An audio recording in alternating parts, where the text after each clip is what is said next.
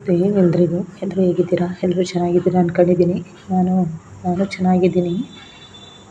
ನಾನು ಬೆಳಗಿಂದ ಇವತ್ತು ಮನೆಯಲ್ಲೇ ಇದ್ದೆ. ಯಾಕೋ ಸರಿಗೆ ಊಟ ಮಾಡಿರಲಿಲ್ಲ. ಹಂಗಾಗಿ ಹೊಟ್ಟೆ ಹಸಿತಾಯಿತ್ತು. ಸರಿ ಏನಾದರೂ ಮಾಡೋಣ ಅಂದ್ಬಿಟ್ಟು ಹಾಲು ತಗೊಂಬಂದು ಟೀ ಮಾಡ್ಕೊಂಡು ಕುಡಿಯೋಣ ಅಂತ ಟೀ ಮಾಡ್ತಾಯಿದ್ದೀನಿ. ಕಾಪಿಗೆ ಇಟ್ಟಿದ್ದೀನಿ. ನನ್ನ ಮಗನಿಗೋಸ್ಕರ ಚಿಪ್ಸು ಎಲ್ಲ ತಗೊಂಬಂದು ಬ್ರೆಡ್ ಎಲ್ಲ ಅವನೇ ಇದ್ದ. ಅವ್ನಿಗೂ ಸ್ವಲ್ಪ ಟೀ ಅವ್ನಿಗೂ ಹಂಗೆ ಕುಡಿತಾನೆ ಅಂದ್ಬಿಟ್ಟು ಬ್ರೆಡ್ ಎಲ್ಲ ತಂದೆ. ಅದಕ್ಕೆ ವಾಶ್ರೂಮ್ಗೆ ಹೋಗ್ಬೇಕಾದ್ರೆ ಹಾಡು ಹೋಗ್ತಿದ್ದ. ನನಗೆ ನಗು ಬರ್ತಿತ್ತು. ಅವ್ನು ಖುಷಿಯಾಗಿದ್ದರೆ ಮನೆಗೆ ನಂಗೆ ಅಷ್ಟೇ ಸಾಕು. ಯಾಕಂದರೆ ಚಿಕ್ಕ ವಯಸ್ಸಿಂದಲೂ ತುಂಬ ಅಂದರೆ ತುಂಬ ಒಂದು ಖುಷಿ ಇಲ್ಲ ಮಕ್ಕಳು. ನನ್ನ ಮಕ್ಕಳು ಯಾವತ್ತೂ ಒಂದೊಳ್ಳೆ ಬಟ್ಟೆ ಹಾಕ್ಕೊಂಡು ಬೆಳೀಲಿಲ್ಲ, ಒಂದೊಳ್ಳೆ ಊಟ ತಿನ್ಕೊಂಡು ಬೆಳೀಲಿಲ್ಲ. ಯಾವತ್ತೂ ಅವ್ರಿಗೆ ತುಪ್ಪನ ಇಟ್ಟು ಸಾಕಿಲ್ಲ ನಾನು. ಅವರೆಲ್ಲ ಅದೆಷ್ಟು ಉಪವಾಸ ಅವರು, ಅದೆಷ್ಟು ಜನಗಳ ಹತ್ರ ಊಟಕ್ಕೋಸ್ಕರ ಎಷ್ಟು ಜನಗಳು ಮನೆ ಬಾಗಿಲಲ್ಲಿ ನಿಂತವರು, ಎಷ್ಟು ಜನಗಳು ಅವ್ರಿಗೆ ಅವಮಾನ ಮಾಡವ್ರೆ.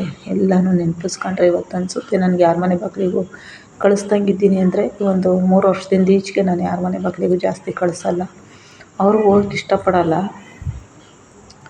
ಒಂದು ಕಾಲದಲ್ಲಿ ನಿನ್ನ ಮಕ್ಕಳು ಬಂದು ಸೇರ್ಕೊಂಡು ನನ್ನ ಮನೆ ರಾಗಿ ಖಾಲಿ ಆದವು ಅನ್ನೋ ಅಂಥ ಜನ ಇದ್ದರು. ಎಂಥ ರಾಕ್ಷಸ ಮಕ್ಕಳಪ್ಪ, ಇನ್ನೆಷ್ಟು ಊಟ ತಿಂತಾವೆ ಅನ್ನೋ ಅಂಥವ್ರಿದ್ರು.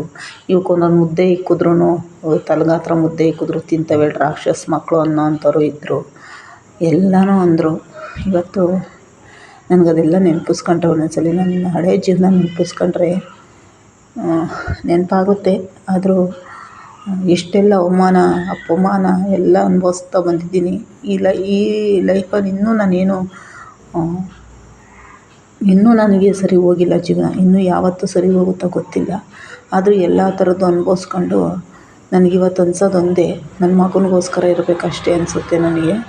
ಯಾಕಂದರೆ ನಾನು ಇಲ್ಲಿ ಯಾರಿಗೂ ನಾನು ಬೇಕಿಲ್ಲ, ಯಾರಿಗೂ ನಾನು ಇಂಪಾರ್ಟೆಂಟ್ ಅಲ್ಲ. ಆದರೆ ನನ್ನ ಮಗನಿಗೆ ನಾನು ಬೇಕಷ್ಟೆ. ಯಾಕಂದರೆ ಈಗ ಅವನಿಗೆ ಇರೋವರೆಗೂ ಅವನಿಗೆ ಜೊತೆ ನಾನು ಇರಬೇಕು ಅಂತ ನನ್ನ ಆಸೆ ಅಷ್ಟೇ, ಇನ್ನೇನಿಲ್ಲ. ನನ್ನ ಉಸಿರಿರೋವರೆಗೂ ನನ್ನ ಅವಶ್ಯಕತೆ ಯಾರಿಗೂ ಇಲ್ಲ. ಯಾಕಂದರೆ ನನ್ನ ಹತ್ರ ದುಡ್ಡಿಲ್ಲ, ಒಡವೆ ಇಲ್ಲ, ನಾನೇನು ಹೈಫೈ ಜೀವನ ಮಾಡ್ತಾಯಿಲ್ಲ. ನಮ್ಮನ್ನು ಯಾರು ಇದು ಮಾಡ್ತಾರೆ ಅಲ್ವಾ? ಈಗಿನ ಕಾಲದಲ್ಲಿ ಯಾವ ಥರ ಅಂದರೆ ಒಳ್ಳೆ ದುಡ್ಡಿರಬೇಕು.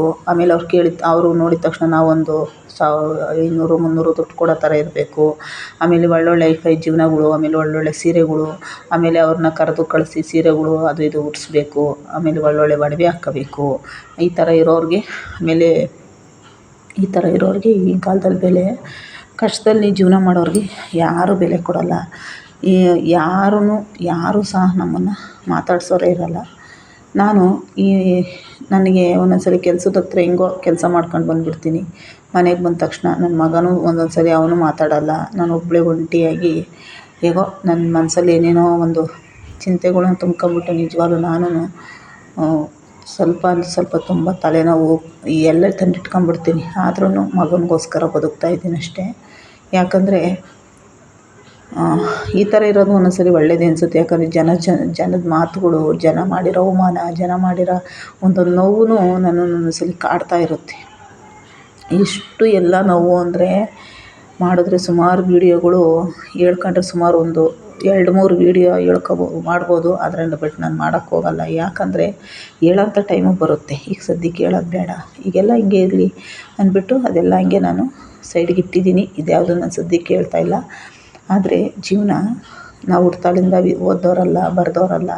ಅವ್ರವ್ರ ಮನೆ ಕೂಲಿ ಮಾಡ್ಕೊಂಡು ತಿಂದು ಬೆಳೆದವರು, ಬಡತನದಲ್ಲಿ ಬಂದವರು. ಇನ್ನೂ ನಾವು ಮದುವೆ ಆದಮೇಲೂ ಸಹ ಯಾವತ್ತೂ ಹೈಫೈ ಜೀವನ ನೋಡಿದವರೇ ಇಲ್ಲ. ನಮ್ಗೆ ಕೇಳಿದ್ದು ಕೊಡಿಸ್ದವ್ರಿಲ್ಲ. ನಮ್ಮ ಆಸೆ ಕನಸು ಎಲ್ಲ ನುಚ್ಚು ನೂರು ಯಾವುದೂ ಇಲ್ಲ ನಮಗೆ. ಯಾರಲ್ಲೂ ಪ್ರೀತಿ, ವಿಶ್ವಾಸ, ಒಂದು ಮಮತೆ, ಕರುಣೆ ನಾನು ನೋಡಲೇ ಇಲ್ಲ. ನನಗದೆಲ್ಲ ನೋಡೇ ಇಲ್ಲ. ನಾನು ಇತ್ತೀಚಿನ ದಿನದಲ್ಲಿ ನೋಡಿರೋದು ಅಂದರೆ ನಾನು ಸಿಟಿಗೆ ಬಂದಮೇಲೆ ಜನಗಳು ಮಾತಾಡ್ಸೋ ರೀತಿಗಳು, ಜನಗಳು ಊಟ ಆಯ್ತಾ, ತಿಂಡಿ ಆಯ್ತಾ ಅಂತ ಒಂದು ಗೌರವದಿಂದ ಮಾತಾಡಿಸ್ತಾರಲ್ಲ, ಅದೊಂದು ಪ್ರೀತಿ. ಆಮೇಲೆ ನಮ್ಮ ಫ್ರೆಂಡ್ಶಿಪ್ಪಲ್ಲಿ ನನಗೆ ಪ್ರೀತಿ ಮಾತಾಡಿಸ್ತಾರಲ್ಲ, ಅದೊಂದೇ ನಾನು ನೋಡಿರೋದು. ನಮ್ಮ ರಿಲೇಷನ್ನಲ್ಲಂತೂ ನಾನು ಯಾವತ್ತೂ ಪ್ರೀತಿ ಮಮತೆ ನಾನು ನೋಡಲೇ ಇಲ್ಲ. ನಾನೆಲ್ಲ ಮಾಡಿರೋದು ನಮ್ಮ ಫ್ರೆಂಡ್ಶಿಪ್ಪಲ್ಲೇ ನಾನು ನೋಡಿರೋದು ಜಾಸ್ತಿ. ಹಂಗಾಗಿ ನನಗೆ ಮಗನ ಬಗ್ಗೆ ತುಂಬ ಒಂದು ಕನಸು. ನೋಡೋಣ ದೇವರು ಏನು ಮಾಡ್ತಾರೆ.